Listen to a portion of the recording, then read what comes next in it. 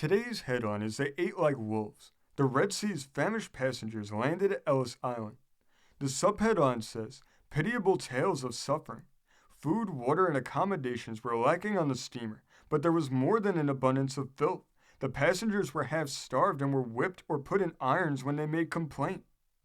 This article was originally a special telegram to the Times from New York on July 15th.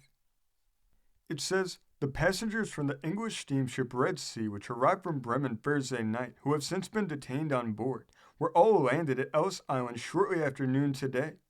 They were transferred to the landing bureau by the steamer William Fletcher, and the cheers given by the cholera-detained passengers on Hoffman's Island, which he had in charge last year, were whispers in comparison with the shouts of joy of the immigrants in leaving the Red Sea.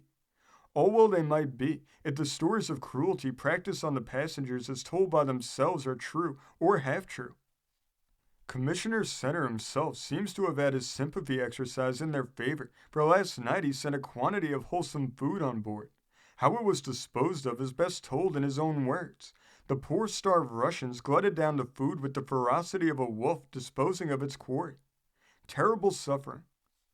A story of suffering almost incredible was told this morning by Shalom Seligson, an immigrant of the Red Sea, as he came to the city on the ferry boat from Ellis Island, being among the first of the immigrants discharged because he had money and friends to whom he was going at number 54 Ludlow Street.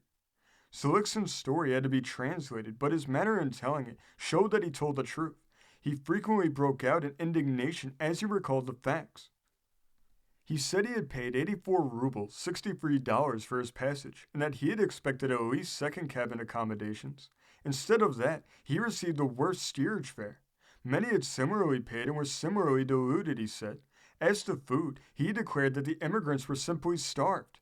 All they got to eat was dry crackers, a bitter beverage that passed for coffee, and rice poorly soaked in water. He had seen one woman faint from hunger. Moreover, the immigrants were made to work and were beaten with whips that they refused. Demands for water for cleaning purposes were similarly acknowledged. A woman gave birth to a child on the voyage. When information of this was given to the ship's officers, the person bearing the information was slapped in the face. Put in irons. One man, more bold than the rest, went to the captain and demanded water. He was put in irons by the captain's orders for the night. As to sleeping accommodations, Seligson said that all were indiscriminately placed, and that they were compelled to sleep surrounded with all manner of filth. For those who could not be accommodated below, sheds had been erected on deck out in the cold. Seligson said that the sufferings were increased by inclemency of weather and a boisterous sea. Did they give you any coffee, he was asked. The reply he made caused the interpreter to lose his breath laughing. If they had given me coffee, he said, I would have been so glad that I would have been thrown into a fit on the spot. Seligson said that every one, more or less, received kicks and a whipping from the officers whenever they dared to complain or ask for food or water. He also said that they were made to work during the day, and the penalty for refusal was another dose of the whip. Seligson had about $20 with him. Several other immigrants who had money and friends were on the boat. They told a similar tale of suffering and privation. Assistant Commissioner McSweeney and his corps of investigators visited the Red Sea yesterday and made a thorough investigation of the condition, financial and physical, of the 794 immigrant passengers. It was tedious work, but finally 427 of the passengers were grouped together as penniless. Yet nearly all had prepaid railroad tickets to their destinations. How they will be disposed of. He further learned that all the passengers had been kept in Bremen for 3 weeks at their own expense, and thus many of them had been obliged to spend their all before this port was reached. Several of the passengers made affidavits as to the money they had been forced to spend. One man, a tailor, declared that he had started with $700 and that he paid $60 for what he thought to be second-class accommodations. On boarding the Red Sea, he learned for the first time that he would have to be content with a steerage passage, as there were no second-class quarters.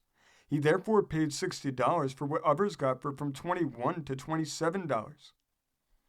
Commissioner Center said today, I am given to understand on the most excellent authority that the majority of the penniless 427 have friends in this country, and that they could furnish the $500 bond which we would require in the event of any one of them becoming a public charge. One half of the passengers are going to Pennsylvania, and the balance, I think, will remain in New York.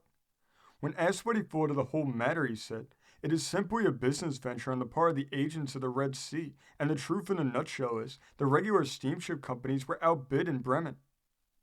This venture is not a success, nor do I think it will be undertaken again, as the steamship companies will do all in their power to spread the stories throughout Europe of the hard trials and privations experienced by those on the Red Sea. By 1 o'clock, the Red Sea had been cleared over human freight. The work of grouping, registering, etc. will proceed as in other cases. The Red Sea may now do as she pleases. Clearance papers will be given her on the strength of the bond furnished by Richard and Company. This story comes from the great state of Pennsylvania, being reported in the Philadelphia Times of July 16, 1893. Thank you for joining us today. If you want to continue to uncover all of America's lost and forgotten history, then remember before you leave to hit the subscribe button, hit the notification bell, and remember to like and comment below. And we will see you next time on Americana Archives.